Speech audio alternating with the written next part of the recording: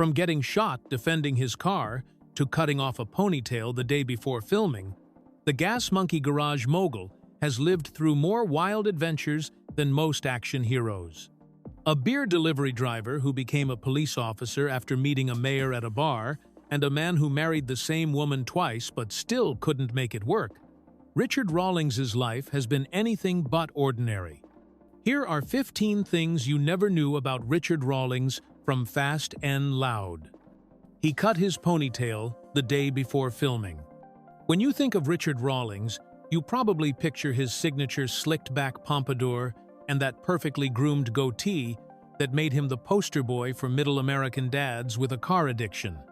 But what you might not know is that this iconic look almost never happened, and it came down to a last-minute decision that completely transformed how the world would see the Gas Monkey Garage founder.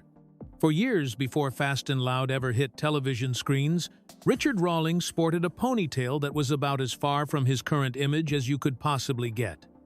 In his autobiography, Fast and Loud, Blood, Sweat, and Beers, Rawlings reveals that he had long hair tied back in a ponytail for a significant portion of his adult life, which would have made him look completely different from the deliberately groomed television personality we know today. The transformation happened at the most crucial moment possible. Literally the day before filming began on the very first episode of Fast and Loud in 2012, Rawlings made the decision to cut off his ponytail and completely reinvent his appearance.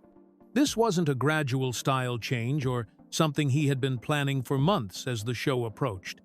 It was a spontaneous, last-minute makeover that would define his public image for years to come. The timing of this decision shows just how much was riding on that first day of filming. Rawlings understood that television is a visual medium, and the way he presented himself would become part of the Gas Monkey brand identity.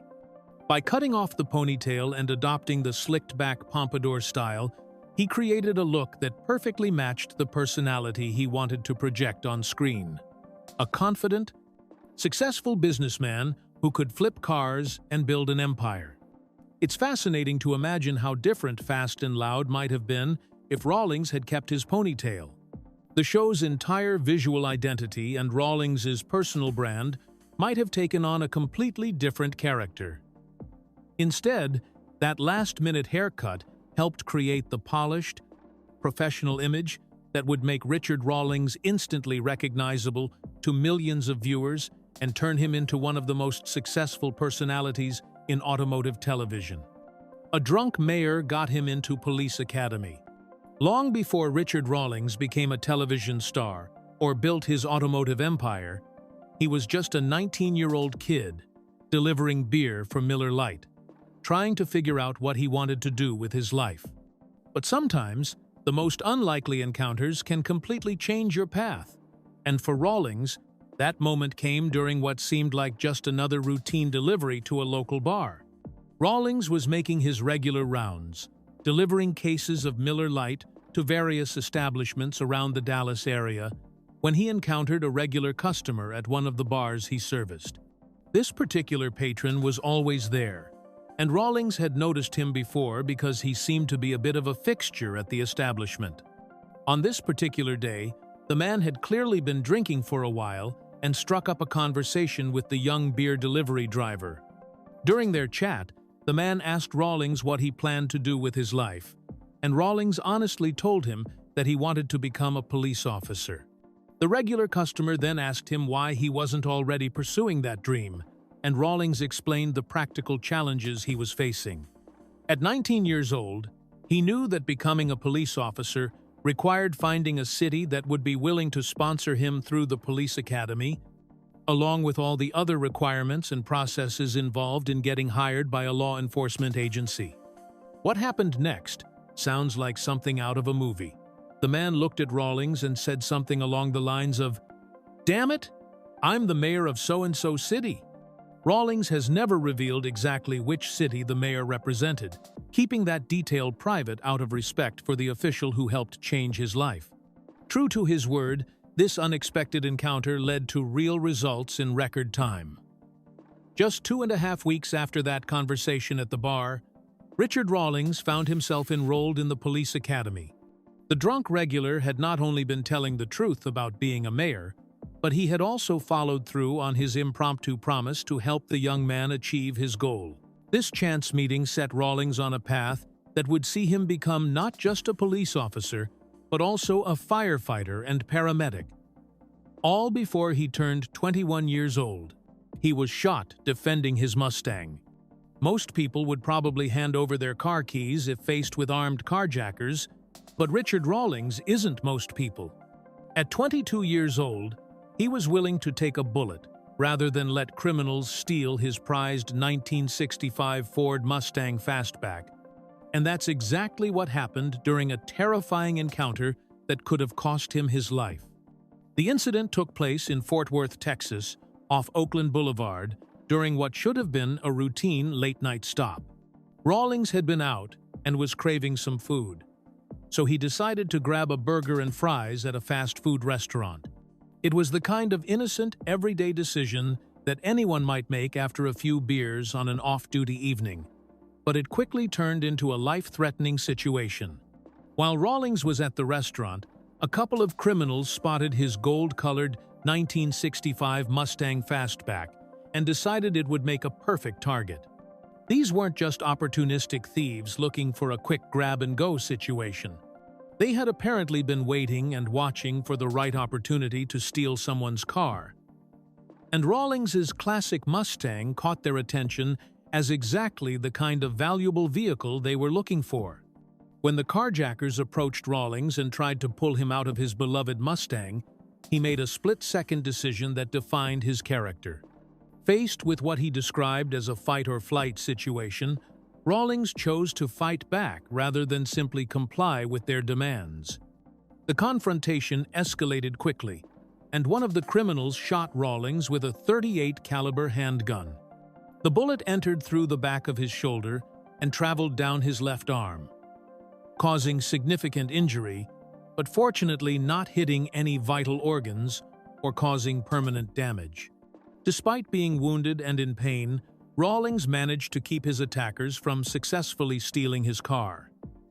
Though the exact details of how the confrontation ended have not been fully disclosed. In typical Richard Rawlings fashion, when he later recounted this harrowing experience, he made sure to point out that while he took a bullet, his Mustang didn't suffer any bullet holes. This detail perfectly captures his priorities and his deep love for classic automobiles that would later make him famous on television. He married the same woman twice.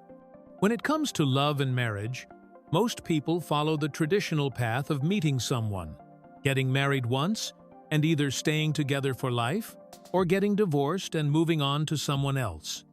But Richard Rawlings took a much more unusual approach with his second wife, Suzanne Marie Mergella, by marrying her not once, but twice, with their relationship spanning more than 20 years and including 2 separate divorces. The story began in 1999, when Rawlings married Suzanne Marie Mergella in Las Vegas, Nevada. This was actually his second marriage overall, since he had previously been married to Karen Kay Grames for just 1 year in the early 1990s. His relationship with Suzanne started during a period when Rawlings was building his printing and advertising business, and their first marriage lasted for a full decade, which seemed like a success by most standards. However, in 2009, the couple decided to divorce after 10 years together. The reasons for their separation were largely related to Rawlings' growing business commitments and the demands of building what would eventually become the Gas Monkey empire. As his ventures expanded and required more travel and attention, it created strain on their marriage that ultimately led to them going their separate ways. What makes their story particularly unusual is what happened next. After their divorce, Richard and Suzanne remained in contact and apparently never completely moved on from each other. During their years apart, neither of them remarried or found lasting relationships with other people, which kept the door open for a possible reconciliation. In 2015, during a trip to Cabo, Mexico, Richard and Suzanne decided to give their relationship another chance and got remarried. The ceremony took place in the scenic Mexican resort destination, and Rawlings announced the news on social media, expressing excitement about getting back together with his former wife and calling her his best friend. Unfortunately, their second attempt at marriage didn't prove to be any more successful than their first. The same issues that had driven them apart initially continued to create problems in their relationship. In March of 2019, Rawlings announced on his Twitter account that he and Suzanne were separating and filing for divorce for the second time, officially ending their on-and-off relationship that had lasted over 2 decades. Ferrari banned U.S. parts shipments because of him. When Richard Rawlings and his Gas Monkey Garage team decided to take on what seemed like an impossible project, they had no idea that their ambitious rebuild would cause Ferrari to take such drastic action that it would affect the entire United States automotive market for weeks. The project in question was a wrecked Ferrari F40, one of the most iconic and valuable supercars ever produced, which had been deemed completely totaled and beyond repair by the manufacturer itself. Ferrari has always been extremely protective of its brand image and reputation, especially when it comes to their most prestigious models like the F40. When a Ferrari F40 suffers significant damage, the company typically writes it off as a total loss, rather than risk having a poorly rebuilt version of their flagship supercar driving around with their name on it. This particular F40 had been so badly damaged that Ferrari had officially declared it unrepairable and considered the matter closed. However, Richard Rawlings saw an opportunity where Ferrari saw impossibility. Gas Monkey Garage acquired the wrecked Ferrari F40 and began the process of attempting to restore it to its former glory. The project required extensive work and specialized parts, which meant that Rawlings and his team needed to order genuine Ferrari components from the manufacturer to complete the restoration properly. Initially, Gas Monkey Garage tried to be discreet about ordering the necessary parts for their Ferrari F40 rebuild project. They understood that Ferrari might not be enthusiastic about their plans to resurrect a car that the company had already written off as beyond saving. However, word eventually got back to Ferrari headquarters about what the Texas-based garage was attempting to do with their supposedly irreparable supercar. Ferrari's response was swift and unprecedented.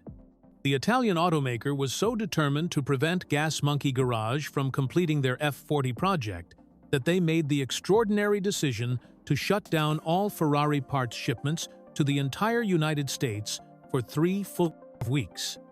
This wasn't just a ban on parts for Gas Monkey Garage specifically, but a complete embargo that affected every Ferrari dealer, repair shop, and parts supplier across the country. Despite Ferrari's efforts to stop them, Gas Monkey Garage eventually completed their F40 restoration, and according to Rawlings, their rebuilt Ferrari actually outperformed 2 factory-original F40 second in head-to-head testing for speed, acceleration, and braking. He holds the unofficial Cannonball Run record. Long before Richard Rawlings became famous for building cars on television, he was already making automotive history by conquering one of the most legendary and dangerous driving challenges in America, the unofficial Cannonball Run from New York City to Los Angeles. In 2007, Rawlings and his co-pilot, Dennis Collins, accomplished what many had thought was impossible by breaking a cross-country speed record that had stood untouched for 28 years. The Cannonball Run is an underground, unsanctioned race that involves driving from coast to coast as quickly as possible, typically starting from somewhere in Manhattan and ending at the Redondo Beach Pier in California. The challenge covers approximately 2,811 miles of American highways, and participants drive non-stop except for fuel, food, and bathroom breaks. The original record had been set back in 1979 by David Yarborough and Dave Hines, who completed the journey in 32 hours and 51 minutes, driving a 1978 Jaguar XJS. What makes Rawlings' record-breaking run even more impressive is how it came about. The whole thing started as a bar argument during the 2007 Bull Run Rally, where participants were debating whether the old 1979 record could ever be broken. Most people insisted that it was impossible, given improvements in law enforcement technology and increased traffic on major highways since the late 70s. Rawlings and Collins disagreed with the skeptics and decided to prove everyone wrong by making a bet with their rival Jay Rika that they could beat the existing time. They chose their 2007 Bull Run entry vehicle, a black Ferrari 550 Maranello, and modified it specifically for the cross-country attempt by adding extra fuel cells to reduce the number of stops they would need to make along the way.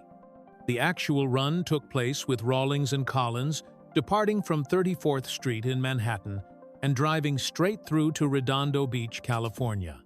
They completed the entire 2,811-mile journey in just 31 hours and 59 minutes, beating the previous record by 52 minutes and maintaining an average speed of 87.6 miles per hour. Their achievement was so noteworthy that they were invited to appear on The Tonight Show with Jay Leno, where their record-breaking accomplishment was officially recognized and celebrated. His current wife was married to a billionaire.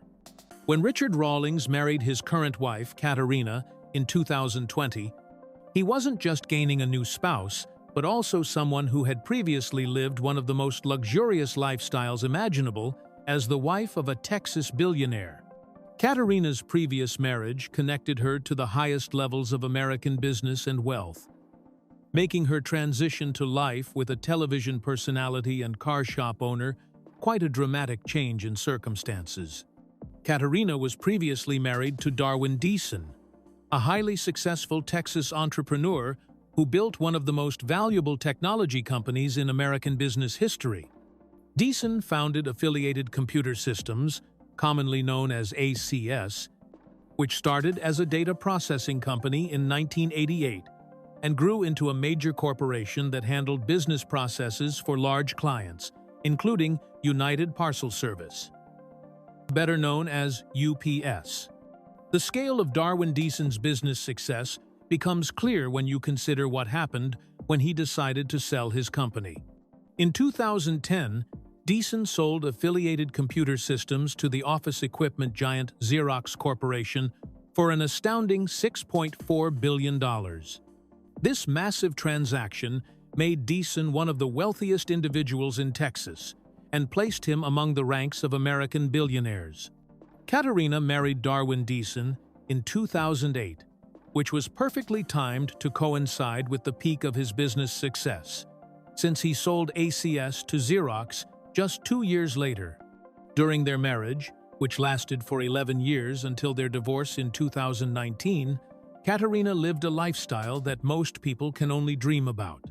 Their life together revolved around the kind of extreme luxury that only billionaire wealth can provide, including private jets for travel, multiple mansions, supercars, and extended vacations on their massive yacht called Apogee.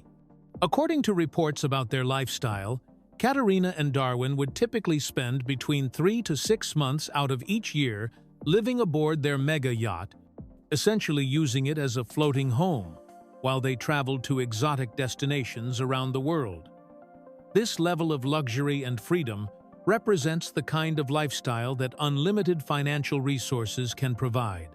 After her divorce from Darwin, Deason was finalized in 2019.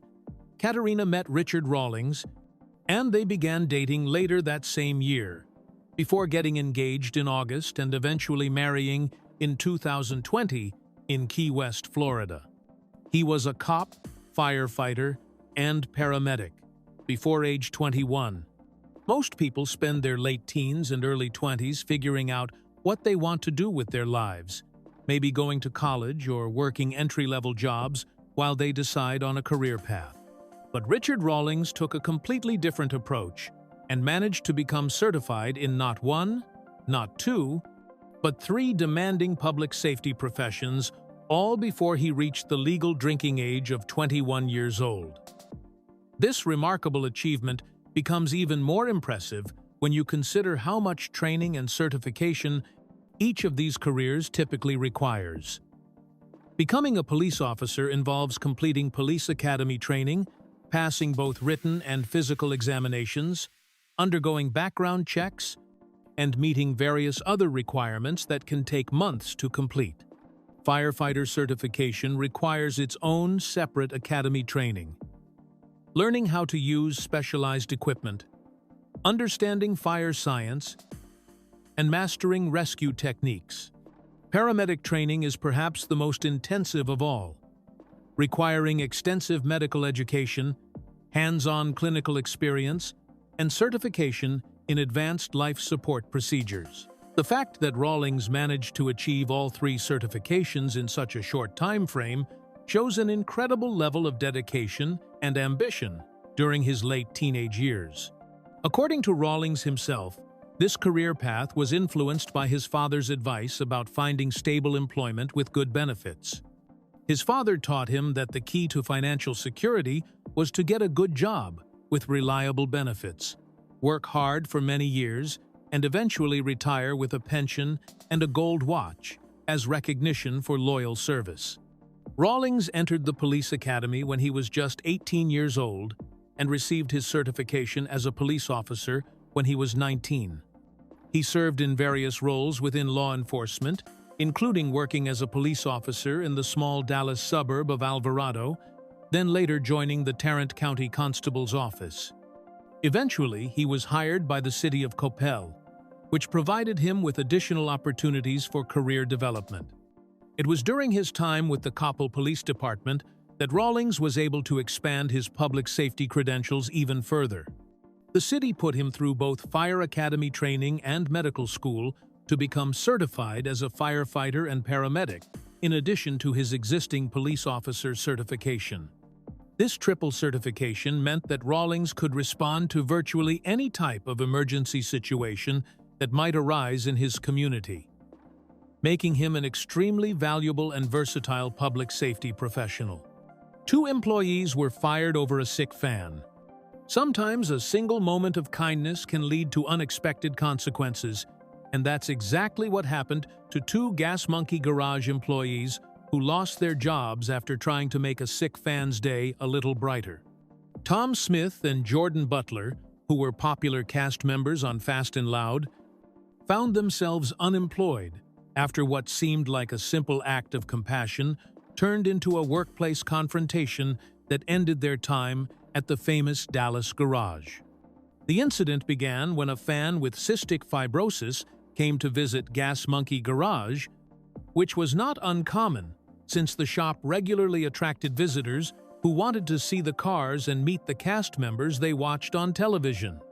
This particular fan was dealing with a serious chronic illness that affects the lungs and digestive system, and like many people with life-threatening conditions, he probably found joy and escape in watching car restoration shows and visiting places like Gas Monkey Garage. Tom Smith and Jordan Butler were working at the shop when this fan arrived, and they decided to let him pose for photographs next to one of Richard Rawlings' personal vehicles, which happened to be a Rolls-Royce. From their perspective, this was likely just a small gesture to make someone's day better, especially considering the fan's medical condition and the fact that he had made the effort to visit the garage. However, the situation quickly escalated when a manager on duty discovered what was happening and became upset about the fan being so close to Rawlings's expensive car. According to Tom Smith's account of the events, the manager used profanity and told them to get the fan away from the vehicle immediately, using language that was both harsh and inappropriate for the situation.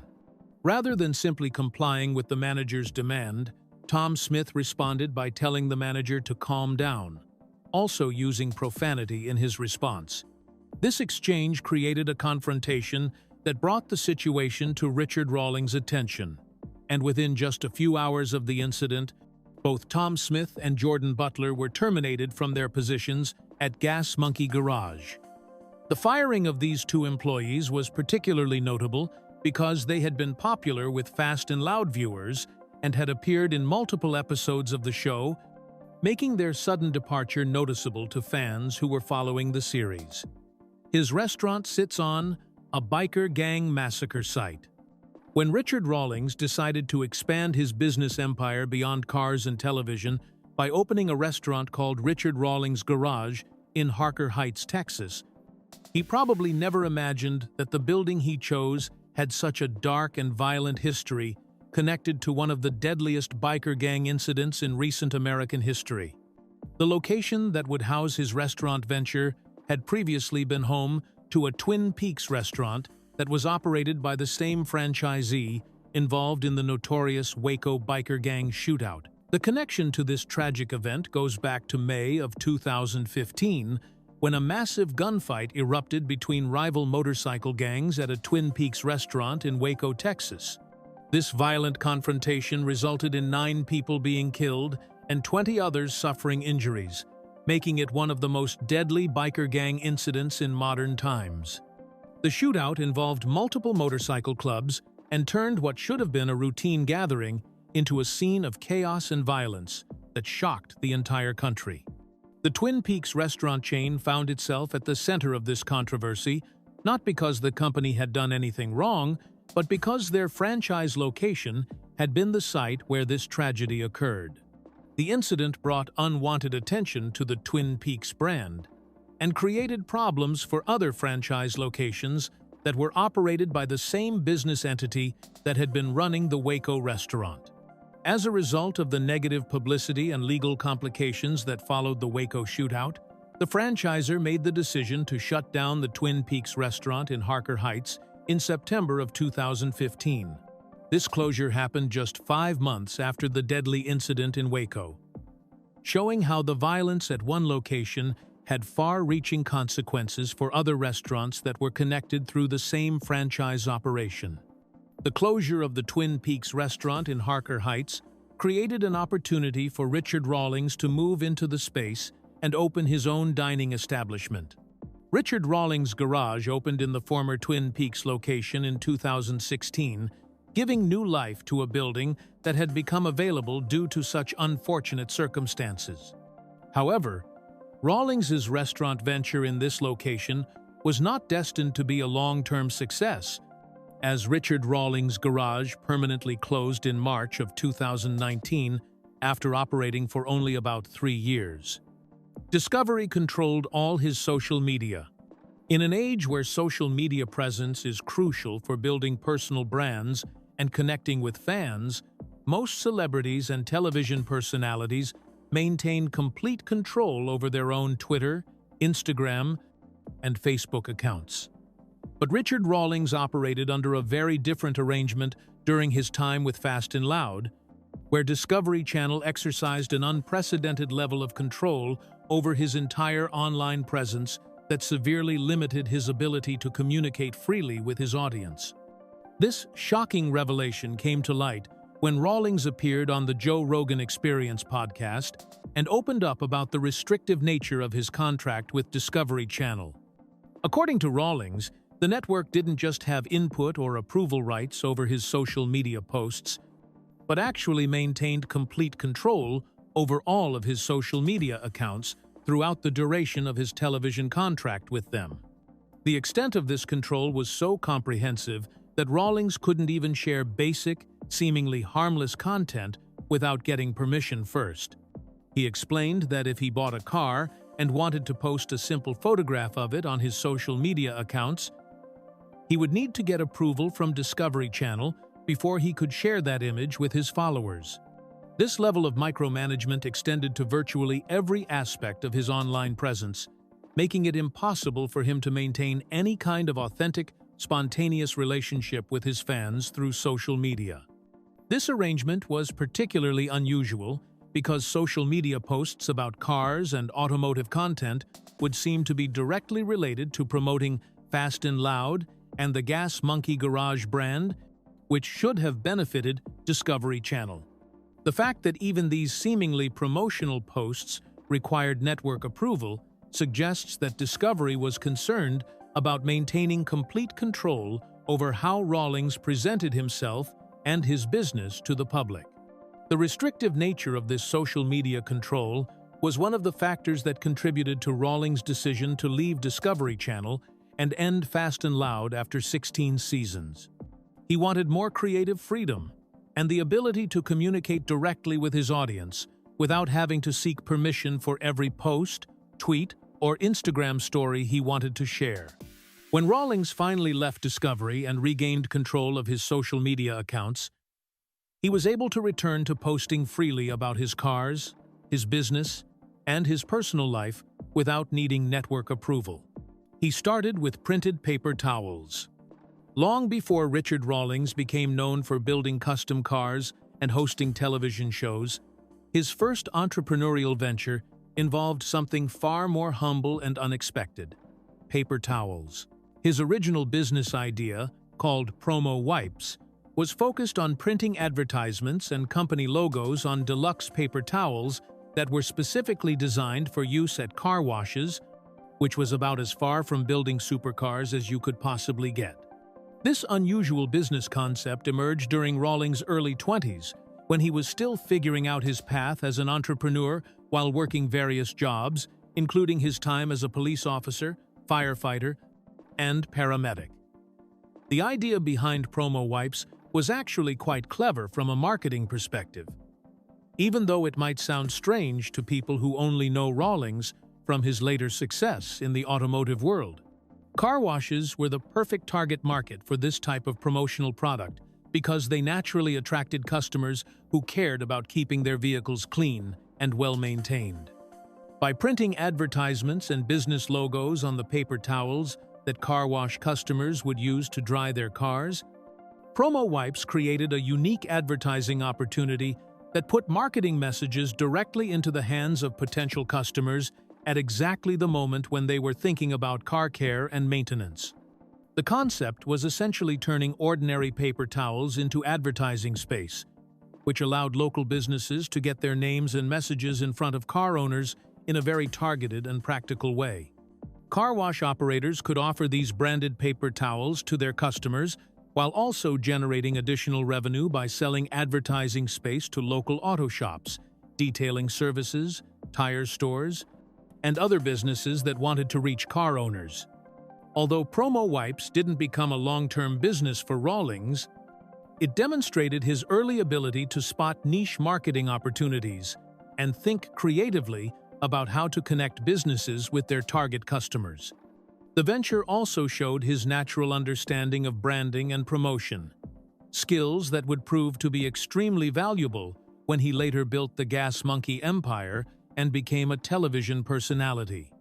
This early business experience with promotional products gave Rawlings hands-on knowledge about advertising, customer service, and small business operations that would serve him well in all of his future entrepreneurial endeavors. Aaron Kaufman was never actually his friend. One of the most surprising revelations about Fast and Loud is that the dynamic duo at the heart of the show, Richard Rawlings and Aaron Kaufman, were never actually friends. Despite their obvious on-screen chemistry and the fact that they worked together for 14 years, building cars and entertaining millions of viewers. This shocking admission came directly from Richard Rawlings himself and completely changes how fans might view their relationship and the show's dynamic. For viewers who watched Fast and Loud regularly, Richard and Aaron appeared to have the kind of friendship that many people would envy. They seemed to genuinely enjoy each other's company, shared a passion for cars, and had the kind of easy banter and mutual respect that suggested a deep personal connection beyond just their professional partnership. Their interactions on camera made it look like they spent time together outside of work, shared personal stories, and had built a genuine friendship over their many years of collaboration. However, in a 2018 interview with D Magazine, Richard Rawlings directly addressed this misconception and set the record straight about the true nature of their relationship.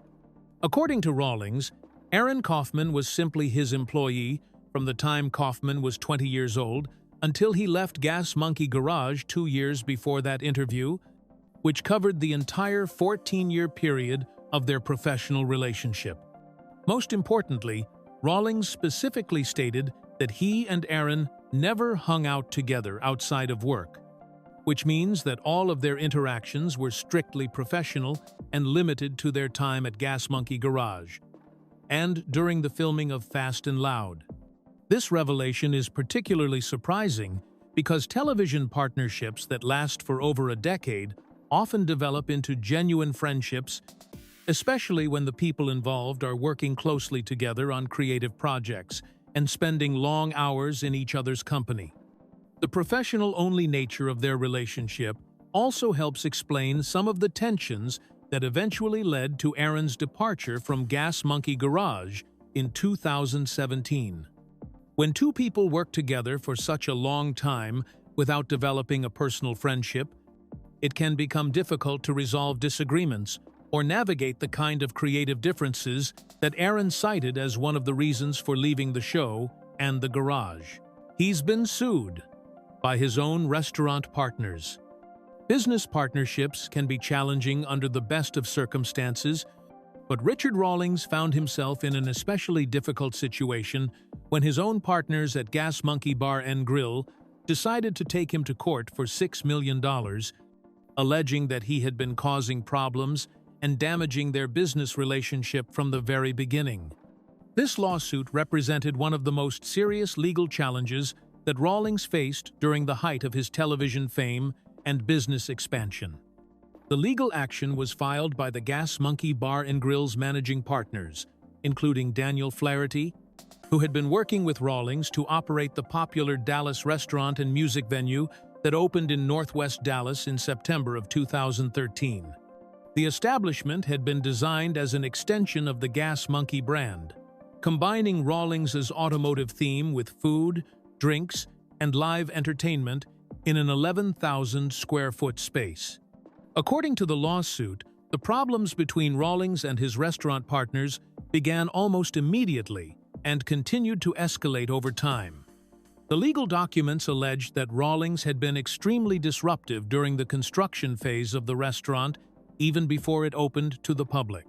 One specific example cited in the court filing was an email from May of 2013, while the restaurant was still being built, in which an employee named Tim Hinkhouse wrote that Richard had been extremely disruptive during the construction process. The lawsuit also included allegations of defamation, claiming that Rawlings had made damaging statements about his partners and their business practices to other people. According to the court documents, Daniel Flaherty had confronted Rawlings about these alleged defamatory comments in a July 2016 email, where Flaherty accused Rawlings of talking negatively about him and claiming that he was being dishonest and stealing money. In response to these accusations, Rawlings reportedly sent a reply acknowledging that he had made a mistake by mixing drinking with emotions, and he apologized for his behavior. The lawsuit further alleged that Rawlings had made deliberate and deceitful attempts to get out of his contractual obligations with the restaurant, and that he was considering opening a competing Gas Monkey-themed entertainment venue in Connecticut, which would potentially violate their existing business agreements. He could face $25,000. Fines for criticizing Discovery.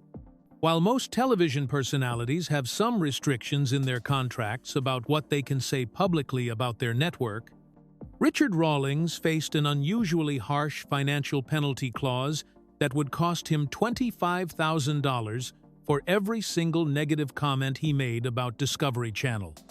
This extreme contract provision essentially put a very expensive price tag on his freedom of speech and created a situation where even minor criticism could result in substantial financial consequences. This restrictive clause was revealed when Rawlings appeared on the Joe Rogan Experience podcast and opened up about the reasons why he ultimately decided to leave Discovery Channel and end Fast and Loud after 16 successful seasons.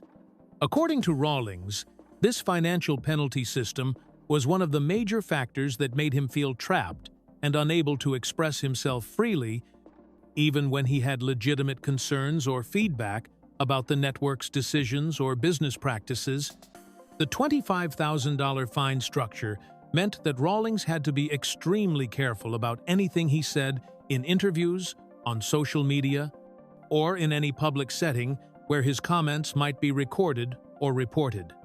Even casual remarks that could be interpreted as criticism of Discovery Channel could potentially trigger this financial penalty, which created a constant need for self-censorship that went far beyond what most television stars have to deal with in their network relationships.